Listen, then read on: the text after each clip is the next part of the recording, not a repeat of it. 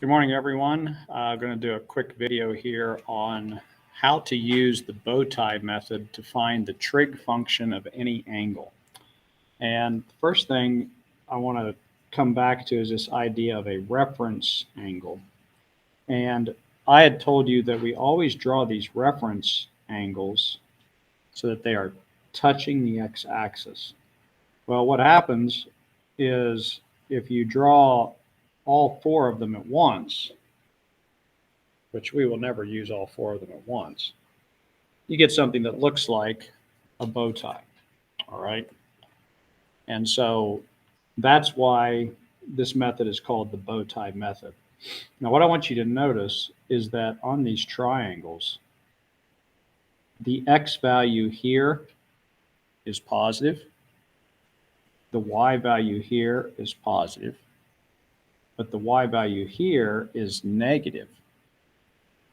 Over here, this x value is negative, this y value is positive, but this y value is negative. Now we know from the Pythagorean theorem that a hypotenuse will always be a positive value. All right, so all of these hypotenuses will be a positive value. All right, so let me show you how to use the bow tie method to find the value of a trig function. And what we do, just so you know, you really only want to use this if this angle value is one of those multiples of 30 or 45 degrees. All right. So here's what we do first. We want to do our reference angle, which we did yesterday. So to find the reference angle, we look at which quadrant are we in. Well, 240 is way over here in the third quadrant. All right. And so that angle to get back to the x-axis is a 60-degree angle. If I go 60 degrees past 180, I get to 240. All right. So we draw our reference triangle now, which makes this a 30-degree angle. And if I label my 30, 60, 90, this is 1, but it's a -1. That's 2. And this side here is radical 3, but it's negative radical 3. All right. So what we're going to do is we're going to borrow this to find the cosine of 240. So I evaluate the cosine of this particular 60-degree angle. The cosine of 60 is adjacent over hypotenuse, so that's -1/2. So we have just found the cosine of 240. The cosine of 240 is -1/2, and we did it by borrowing this reference angle in that triangle where it's at. Okay, pretty cool. Let's do another one.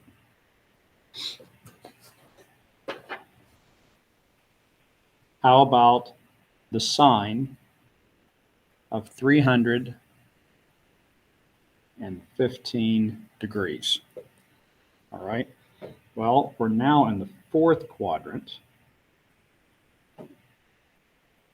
Down here, if I come around 315 degrees, then my reference angle is a 45, which makes this a 45-45 triangle, which is 1, 1, radical 2, but this one has to be -1. All right. So once again, we're to find the sine of 315. I'm going to borrow this 45-degree angle, the reference angle. The sine of 45 is opposite over hypotenuse, so that's -1 over the square root of 2. If I rationalize that, I get negative radical 2 over 2. And that is the sine of 315 degrees. All right. Now, Just a couple things that I want to make you aware of. You might have to use a coterminal angle, like if you needed to do the cosine of 840 degrees. Well, I taught you about coterminal angles. 840, I can subtract 360 twice, so I actually subtract 720, and I have 120 degrees. And I know that the cosine of 120 will be the same thing as the cosine of 840 because they're really the same angle. All right. So then you begin your bow tie process. You draw that over here in the second quadrant. Your reference angle is 60. All right, which makes this a 30, 60, 90 triangle. So this is -1, 2, radical 3. We're going to borrow this 60-degree angle. The cosine of that 60-degree angle is -1/2. So the cosine of that big, ugly 840-degree angle is just -1/2. All right. What if you have the cosine or sine, cosine, or tangent, it doesn't matter, of a negative angle, like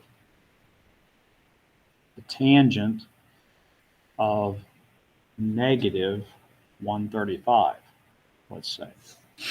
Well, you just draw the reference angle. We do it the same way. -135 is right here. All right, so that leaves my reference angle being a 45. And so you just draw your triangle right there.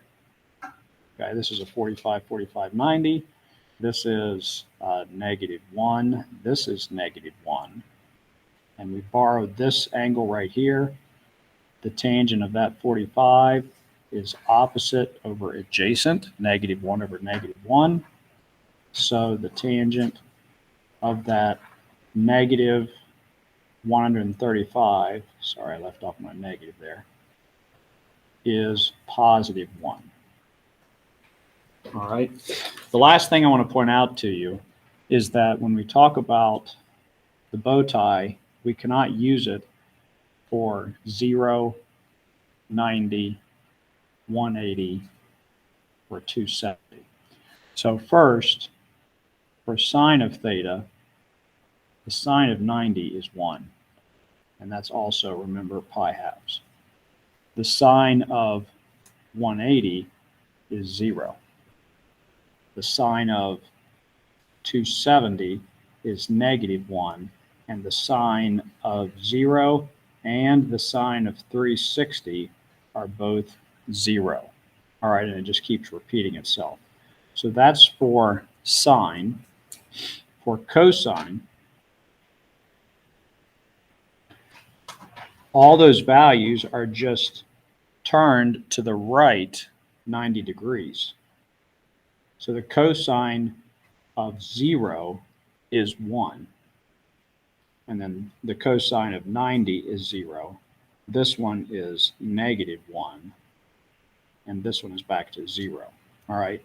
So again, this is the cosine of 90 degrees equals this 0, and so on. All right. So it's just the sine values. These values up here have just been turned 90 degrees.